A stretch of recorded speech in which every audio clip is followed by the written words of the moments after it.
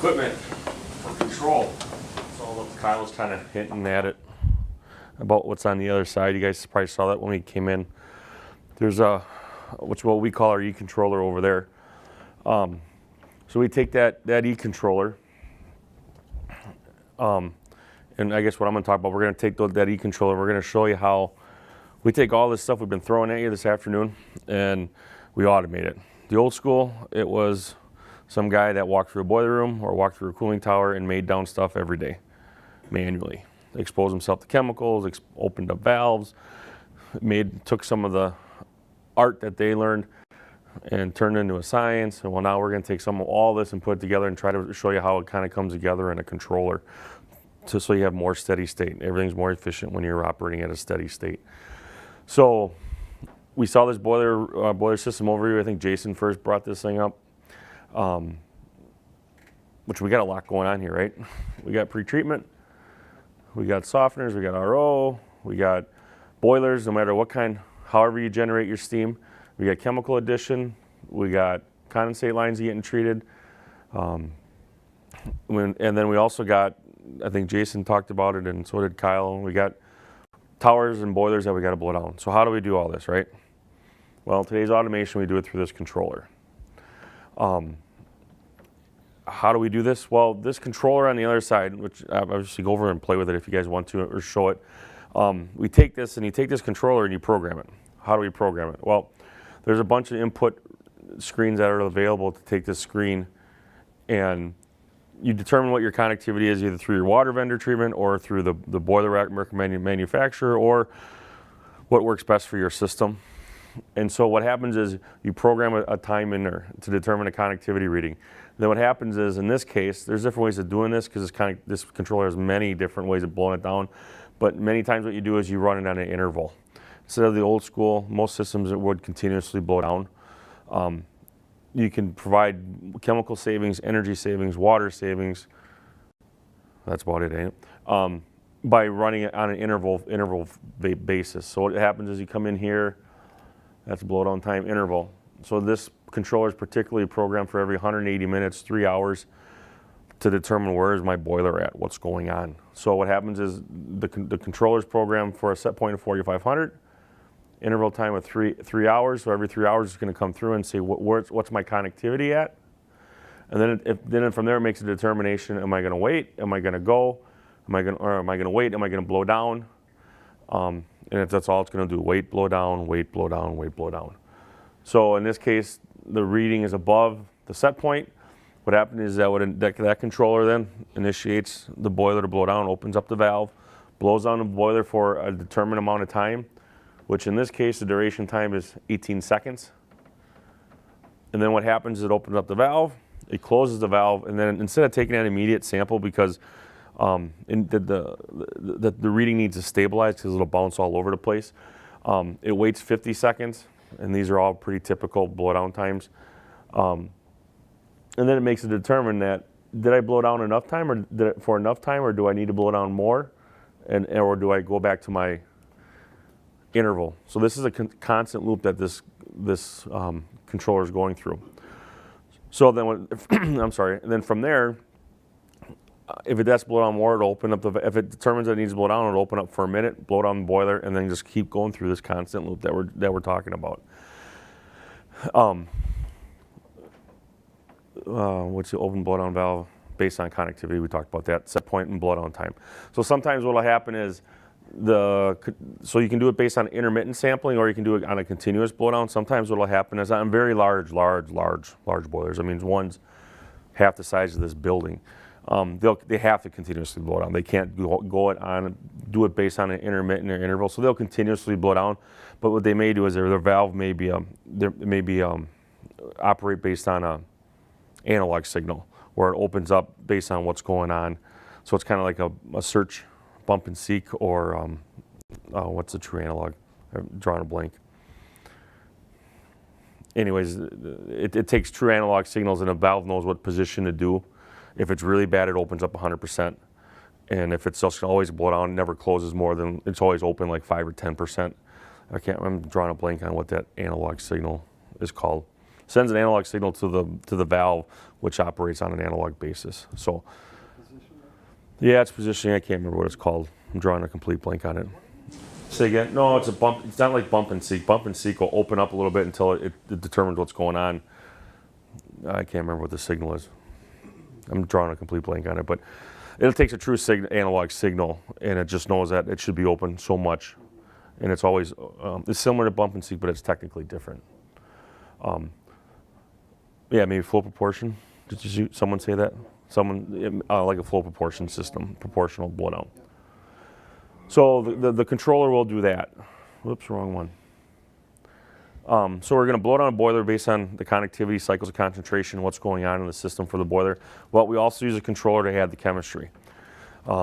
Chemicals, all the chemicals I think I've talked about, other guys have talked about from the boiler system. You got the internal treatment, the oxygen scavenger, the alkalinity, maybe the defoamer, maybe some other supplemental miscellaneous boiler chemicals are all added through that controller.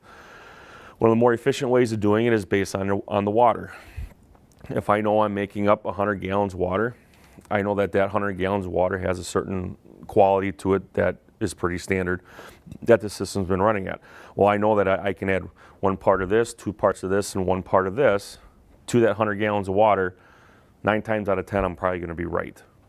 So what happens is we take that controller and we say every time I make up 100 gallons, run my oxygen scavenger for 10 seconds. Because the pump's already set for a pumping rate. Run my internal boiler water treatment for 15 seconds. Run my steam line treatment for 30 seconds. So, because that one or 100 gallons of water, X pounds of water, has so many constituents in it that you need to take care of. So what happens is that controller is used to do that. The old school people used to test on a regular basis, test 2, 3 times, 4 times a shift, depending on how big the system was, and then adjust accordingly continuously, but they always ran their pumps. So again, it also adds efficiency to the system because instead of overfeeding chemicals, then just blowing it down and wasting it, or underfeeding chemicals, and then potentially damaging the asset or a condensate system, the boiler feed chemical system kind of keeps it more steady state, which is a more efficient place to run.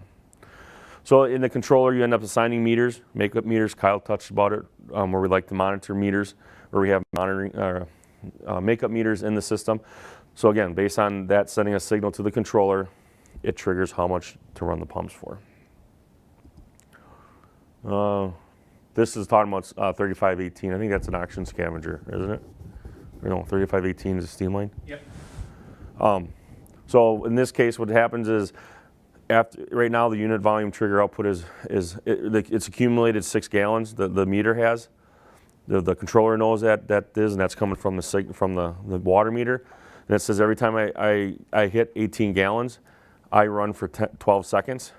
You can interlock it, depending on what the boiler is doing. For example, if you know that boiler is blowing down, maybe you don't want to add it if it's a really small boiler. Or if you're adding any of these other chemicals, maybe you don't want to add the chemical. It'll inventory it and it'll tell it to add it later, but you may interlock it. There's different reasons for changing interlocks, and we could be here all day. Not all day, but we could talk for another half hour if we want. And then what happens is we have output time limits. If something happens or something gets goofy, sometimes meters get what's called chatter, where it sits right on the contact and it just bounces back and forth. And so it artificially increases this accumulated volume signal, where all of a sudden this shoots up to like 10,000 gallons. Well, there's no way my system made up 10,000 gallons in the last half hour. And then it says, well, now I got to pump for an hour. Well, that's not the case. It's just a little safety stop. In auto, so that's what the output time limit means. And then if you ever put it back in hand, this output mode, if you put it back in hand, if you go from auto to hand, it'll run it for 2 minutes and then it automatically goes back to auto. So that's just a hand limit timer. So we're going to talk about a few common problems that you might see in the controllers with poor connectivity control. You kind of gave it away, but why? I guess the question was really why. And I guess these are here, everybody, these are your answers. Improper installation of the equipment, inaccurate connectivity probes, or sometimes what you have is lead leg boilers on smaller systems. We'll talk about it. That's what we're going to talk about. So the insulation component is the most important because it's an electromechanical device. If junk goes into it, junk comes out of the controller, right? Junk in, junk out. These other ones are factors in it. But if it's an electromechanical device, if it's not maintained and checked and calibrated on a regular basis, you're going to be wasting chemistry, you're going to be wasting energy and wasting water, and the money it's spent for pre-treatment and everything. So when you look at the checking it, yes, it's very important to check. Operators say, well, do I have to check my system? Do I have to check my system? Well, yeah, you do. Not to sound like you're talking to your kid, but it should be checked. It's gonna go out of calibration. The other one is boiler control and installation. The reason is what happens is this location of this probe and where it goes is critical. This is what's recommended for that boiler probe with the system that's next door. People have installed them a little bit differently. There's different ways of skinning this cat. I guess I immediately think of AMS with you guys, how you guys have yours. Theirs is different than this, but it's not the same. It's not the controller that's next door. But even this one, I sometimes challenge if the manufacturer completely gave this to us right, because what happens is when the boiler kicks in, you're talking about boiler, even if it's a small heating boiler at 15, 20 psi, or one that's operating at 100, 120, this comes over to here. Well, what happens is there's a little bit of a hole, there's a little bit of air gap right here, and you can end up with flashing steam in there. All right, now that's why we have that delay. That's why it holds, it waits till it holds, till it takes a reading. You also have throttling valves. You have your throttling valve here and your automatic ball valve. So in theory, this should be flooded because this is restricting it. This closes, and then this should all back up. But sometimes what happens if this run is really, it's odd. If it says minimum 2 feet, maximum 1 to 3, and that's accurate. But sometimes people don't read this part. Sometimes if you just put a little bit of put this probe so it stays in a sump, this is always submerged. It reduces the possibility of steam flashing in that little part of the cross, the intersection. I always tell my customers that if you can, if it allows it to you, yes, this will work, but to ensure it, if you put this in a little bit of a trap, so that this isn't you're pretty much guaranteed that's always flooded.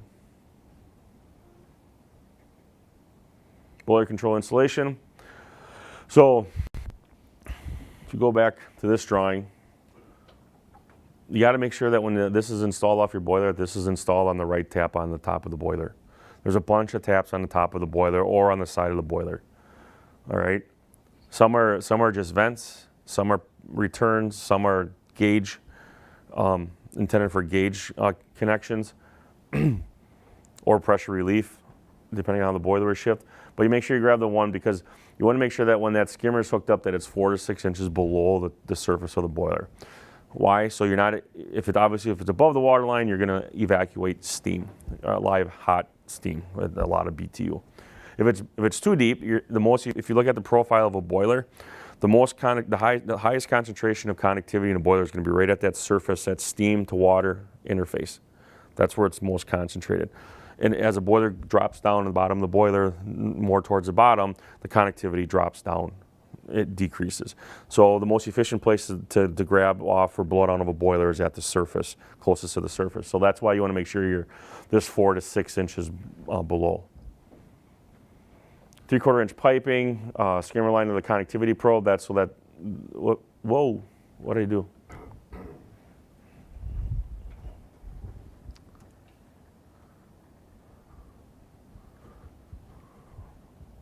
What do I gotta do, Jeff?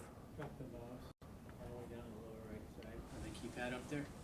Use the keypad Oh, all the way to the lower right. yeah, where's my mouse? Oh, there it is. Keep going. Right there.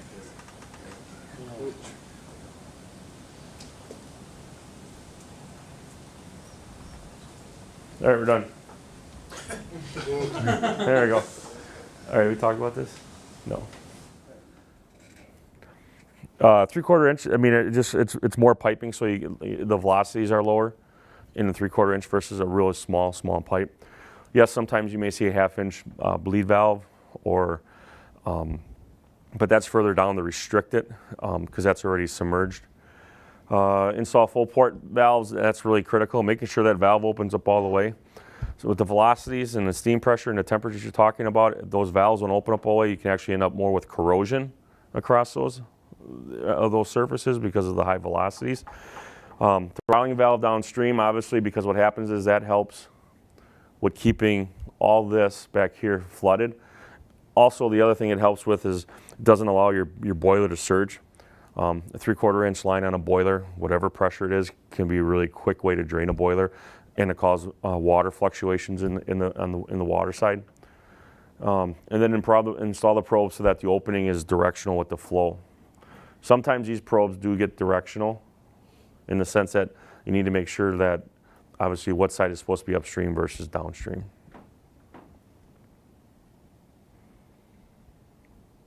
Boiler probe not accurate. Again, I think no, I didn't mess this up. So let's say your probe's not reading right. Could be just out of a calibration. This is where regular testing and evaluation and comparing the handheld versus the controller reading, and actually calibrating your handheld too. Because if that's not calibrated, then everything else downstream is just going to be messed up too. But the other thing is checking wiring. I just had this happen to me at a customer. We were getting all kinds of readings, and the operator kept calling me every other day. I got problems, it's not reading right, I just calibrated it yesterday, and actually these last two. And I said, well, let's look at something. One, the probe wasn't getting hot enough. It is temperature dependent. It's got to be a hot, my experience, it's got to be a hot probe. There might be someone out there that says differently with their specific style of probe, but as it relates to that controller, it needs to be a hot sample. But also this wiring.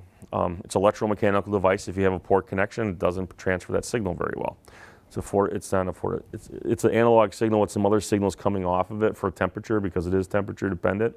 So those wires can get loose.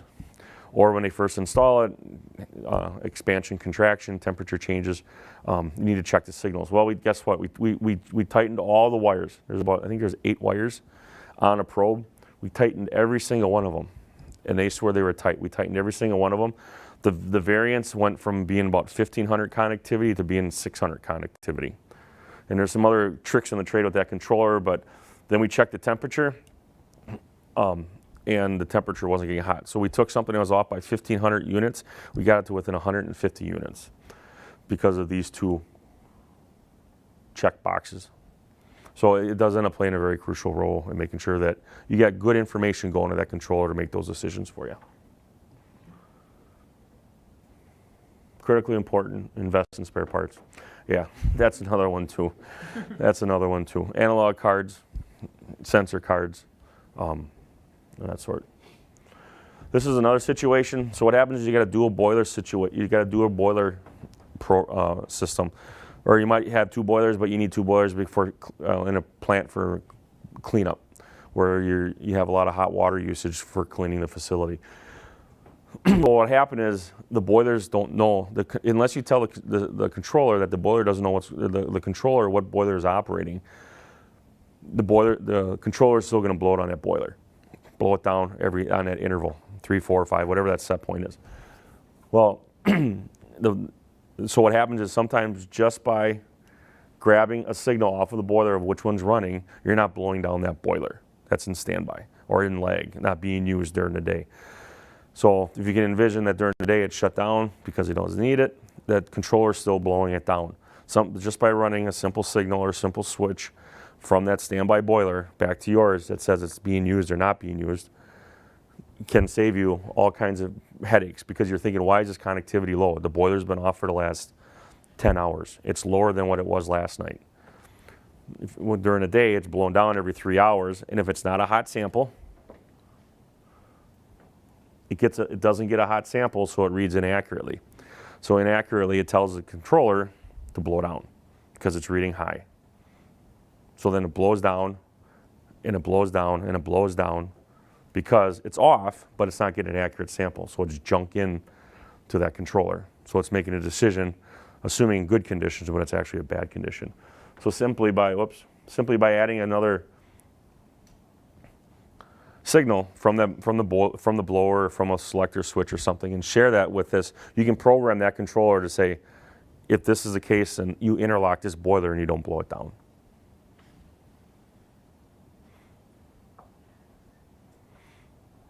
Anything on boilers?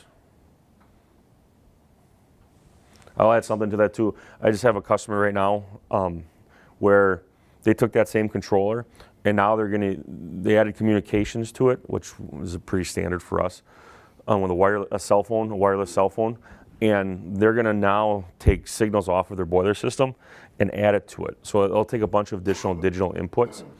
So what it'll do is it's gonna send a signal that if they get any type of boiler failure, that being the critical ones, boiler running out of water is pretty critical, right?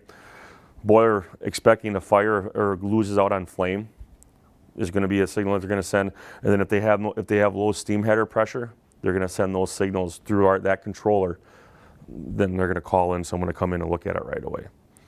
Critical ones for this facility, because with winter coming up, if anything freezes, they're really going to be in a lot of problems. They're going to lose a lot of production and a lot of production and money. So again, this is where you can take something like that and just keep it kind of simple and take a digital signal and then integrate it to that controller and get to know a little bit more about what's going on and be informed, or know if you need to come in right away instead of come in at 5, 6 o'clock in the morning and find out that your boiler's been off all night. Or worst case, you left at 5 o'clock that night and it failed at 5:01 and you didn't find about it till 5 o'clock the next morning when you came in, right? That's the way Murphy's Law works, right? So, well, yeah. And that could have been just a simple alarm where you could have turned around and came back and found it. Or, yeah, I guess the other way to look at it is you could get false alarms too, but, yeah, false alarms, but I guess err on the side of a little bit more concern than. Cooling systems. So we take the same concepts that we all learned in boilers and apply it to cooling towers, where we have the controller and we got to add biocide like Jason or like Kyle wants to do, and corrosion inhibitor like Kyle wants to do, and we have pre-treatment like what Jason wants to do, and we want to take all this and monitor or add acid. In some cases, you can actually have hardness indicators, hardness analyzers that you can plug into this controller. If you want to run on a soft water program and have softeners like some people do further west of here. So we take all this and we put this into a controller, a cooling tower system. So you take the same controller, it thinks the same way, take a bunch of different outputs, and we take our chemistry over here, emitter biocides, and we take our conductivity probe. I forgot who talked about ORP or PTSA. Was that Kyle? PTSA inhibitors, and we take all this in here and monitor it, and we put it back in the same controller. And then what we do is we use this controller to blow down the system as we need to, based on conductivity, because we know that we have certain limits to meet. And then we also add chemistry based on how much water we're putting in there. It's almost identical to the same concept we're doing with boilers, except applying it to towers. Different chemistry, yes, but same concept. And to add to the tower thing, I also have some customers. What they'll do is they'll take analog signals off of the temperatures, off the returns, whether it be, this is a typical condenser or chiller system, and they'll add it into this controller so they can see what their approach temperatures are or return temperatures are. So conductivity control for set points. Again, we're controlling it based on a set point and a dead band. You can do it based on a percent time period. Like, for example, this one is at 100%. Sometimes of the large volume systems where they're incredibly large, what will happen is you got to give that chemistry time to get through there, recirculate, and do its job, okay? And it sounded like I was talking to one of my kids at football right there. Do your job. So what happens is you may not feed at 100%. Because if you got a ginormous system and you're feeding this pump at 100% and it's pumping out a couple gallons a minute, well, you can blow through a bunch of chemical, and the chemical may only be 10 or 15 feet down the road of where it's got to go.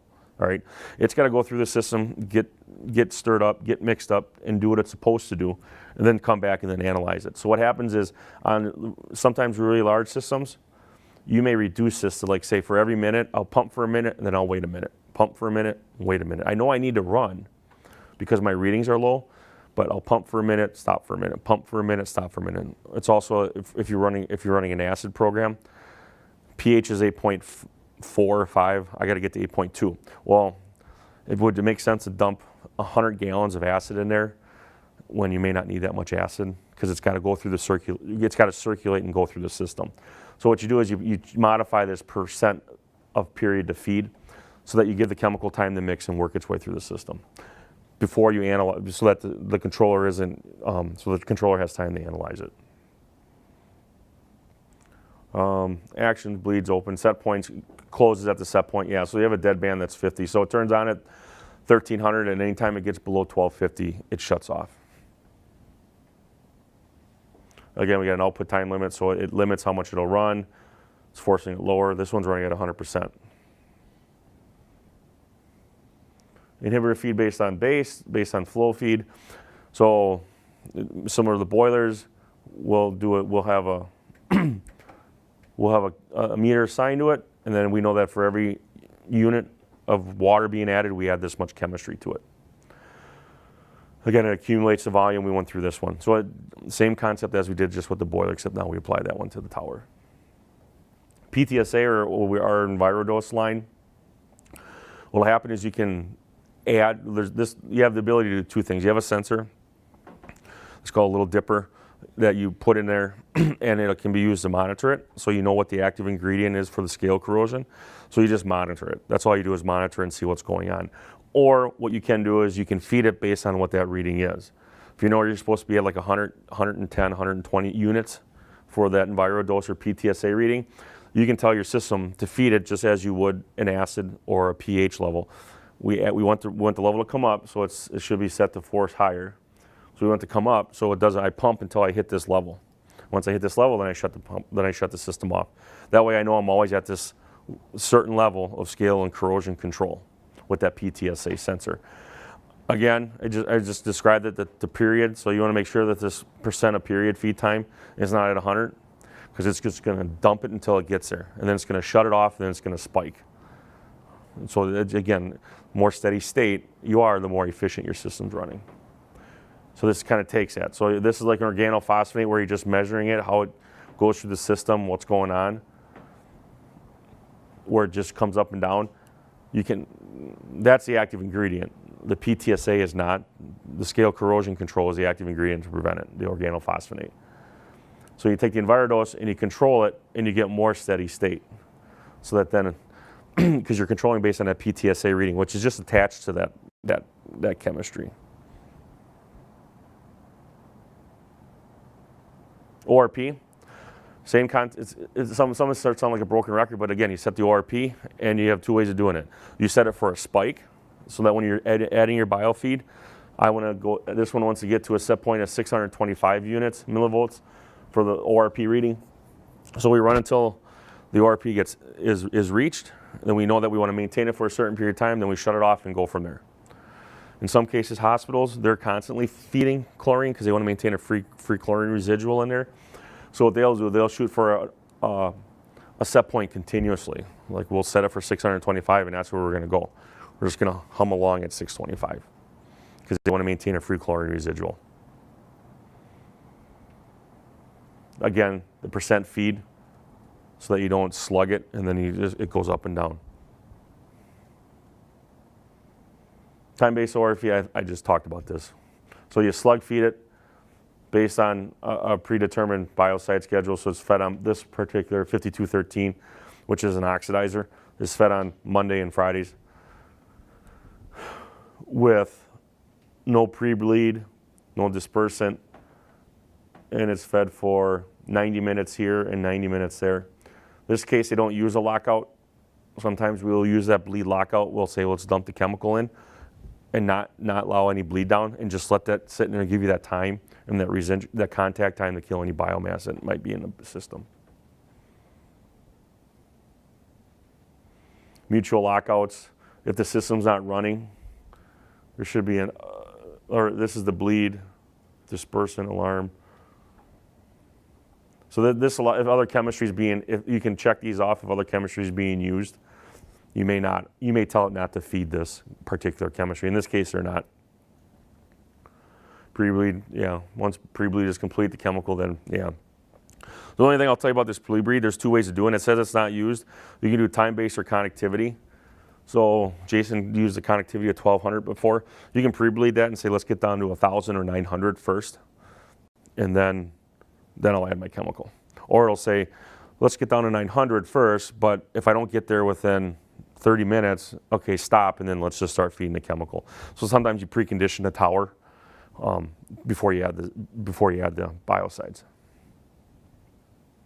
Benefits, it just allows that system to, when you add that biocide, to really get 100% effectiveness of that kill that you're looking for.